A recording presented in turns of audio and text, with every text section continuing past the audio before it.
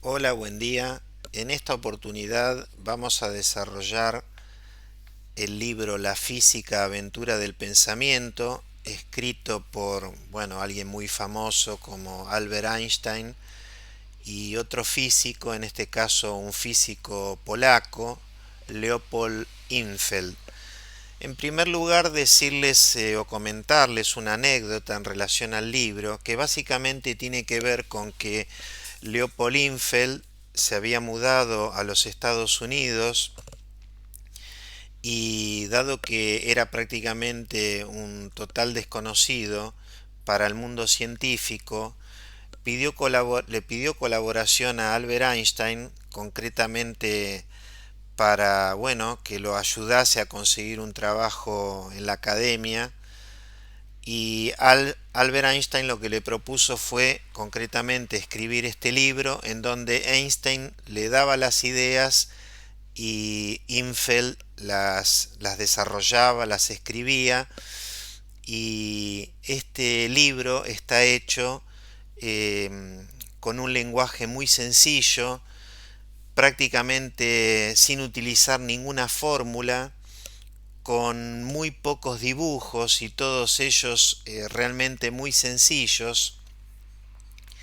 y está dividido en 4 capítulos. El primer capítulo refiere a la resolución de problemas de la física a partir de los conceptos de la mecánica, y es ahí donde me gustaría, el libro en realidad es muy amplio, se desarrollan una enorme diversidad de temas. Yo me voy a quedar con alguna idea de cada capítulo. Particularmente me interesó el concepto de la sustancia a la que se la denominó calórico. Se creía durante mucho tiempo que el calor era una sustancia, y eso estaba basado en que, por ejemplo, si uno calienta una barra de metal, la temperatura tarda un tiempo en alcanzar el otro extremo, y bueno, eso se asociaba con que en realidad había una sustancia en el interior de la barra que provocaba la conducción del calor, ¿no es cierto? Así que bueno, eh, hay algunas experiencias, algunas muy famosas, otras no tanto, que bueno, que demostraron que esa sustancia del calórico en realidad no existía, que no tenía sentido de hablar del calor como una sustancia, sino que el calor es una forma de energía, y eso lo podemos visualizar a través de el trabajo de Rumford en el mecanizado de los cañones, en el cual, digamos, la extracción de calor era continua, y Rumford decía que, bueno, si el calor fuese una sustancia, esto no podría ocurrir, ¿no es cierto? No se podría estar produciendo calor de forma continua y de manera inagotable durante el mecanizado. Y bueno, también está lo que sería la experiencia del equivalente mecánico del calor, realizada por Joule, en donde, bueno, se demostró claramente que el calor es una forma de energía, y evidentemente, bueno, con todas estas prácticas experimentales se dio de baja, por decirlo de alguna manera, esta idea de que el calor era una sustancia. En el capítulo 2 se muestra cómo durante muchísimo tiempo los físicos trataban de buscarle una explicación a todos los fenómenos a través de la mecánica, y cómo empieza a haber una declinación en ese sentido, porque había fenómenos físicos que la mecánica no podía explicar correctamente. Y bueno, acá podríamos, por ejemplo, tomar el caso de lo que sería el comportamiento de la luz, ¿no es cierto? Si bien es cierto que las primeras ideas en términos del comportamiento de la luz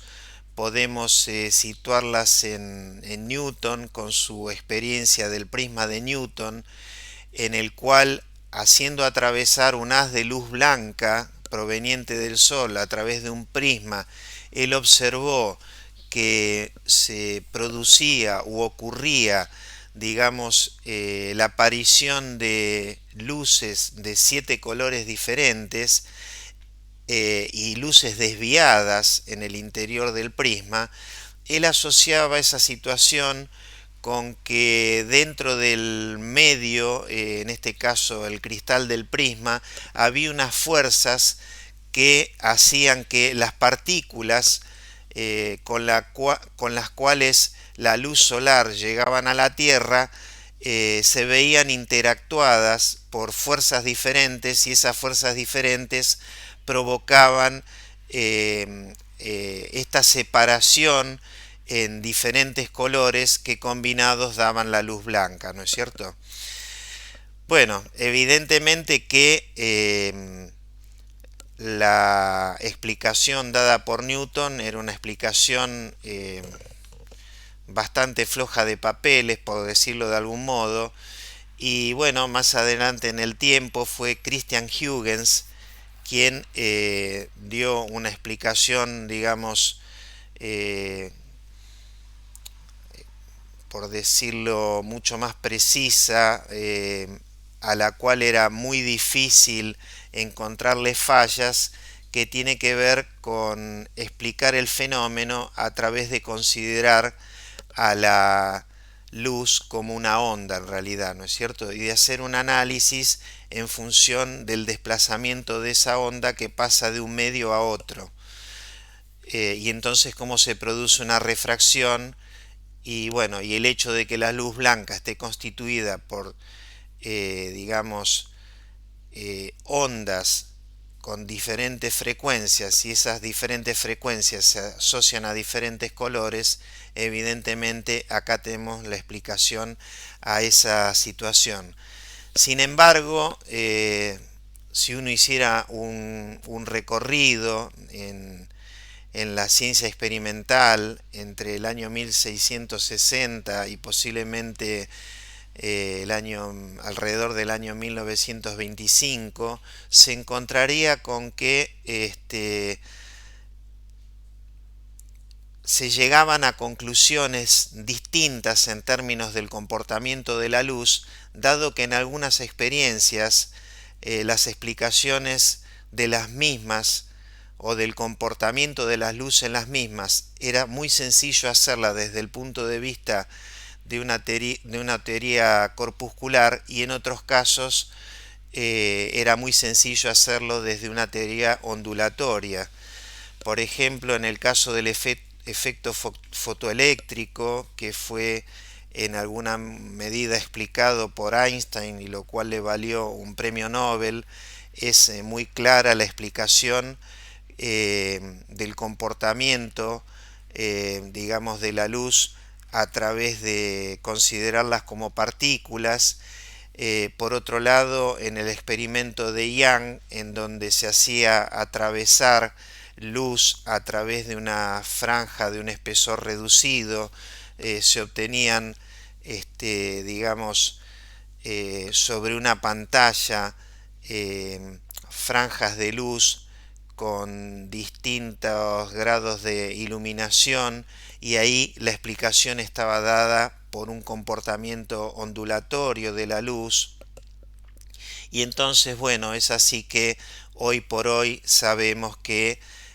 ya nadie discute el comportamiento dual de onda-partícula de la luz, y fue en alguna medida este postulado el que hizo Luis de Broglie allá por el año, si mal no recuerdo, 1923, ¿no es cierto? Bueno, con relación al tercer capítulo, el de campo y relatividad, bueno, es muy interesante el concepto de campo, que el concepto concepto de campo puede ser asociado tanto a un campo gravitatorio, tanto a un campo eléctrico como un campo magnético, y se refiere a cuál sería la fuerza que interactúa sobre una partícula y la dirección y la intensidad que recibe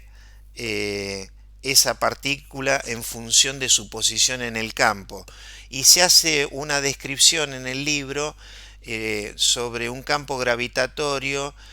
alrededor del Sol, ¿no es cierto? En donde sabemos que el Sol va a interactuar con cualquier partícula que tenga masa en función de la distancia a la que se encuentre, de manera tal que ese campo gravitatorio va a ser un campo en donde las fuerzas van a ser en sentido radial hacia el Sol, y en donde la intensidad de la fuerza evidentemente va a depender de, como decíamos, la distancia, de forma tal que el campo se vuelve más denso a medida que estamos más cerca del Sol. Bueno, con relación a la teoría de la relatividad, que fue prácticamente un trabajo completo realizado por Einstein, posiblemente es el tema más arduo, el tema más difícil de comprender. De hecho, bueno, mismo grandes físicos que eran contemporáneos con él realmente podríamos decir que o desdeñaban la teoría o lo hacían en realidad porque no la comprendían. Y bueno, sabemos que hay una teoría especial y una teoría general de la relatividad que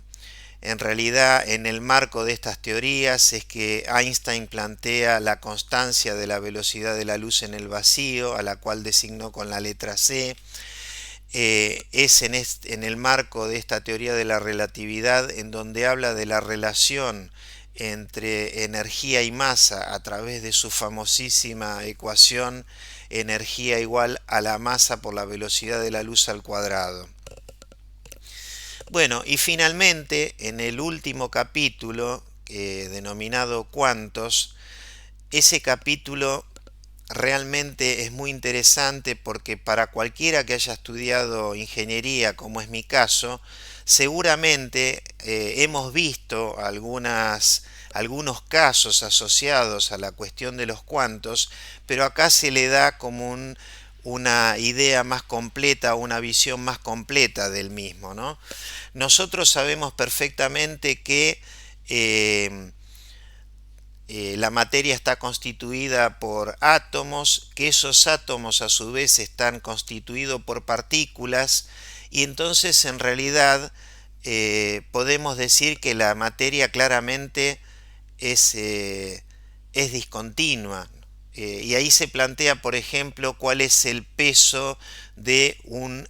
átomo de hidrógeno, y bueno, se plantea un valor numérico en donde ese número está plagado de ceros, pero finalmente tiene un valor al final, con lo cual